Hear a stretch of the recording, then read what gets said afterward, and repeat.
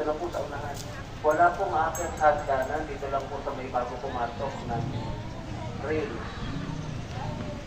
Dito lang po sa may bago pumasok ng rail. Saan kayo, kuya? So siguro po meron pong aakyat po siguro sa itaas. Tapos meron pong nasa baba. Yan, hanggang dyan lang po. Wala pong... Yan, ganyan lang po siguro. Tapos meron nakaupo.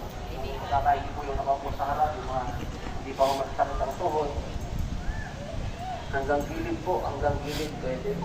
Huwag lang po takpan yung mga nasa likod. Yan, pagkakasahin po natin yan.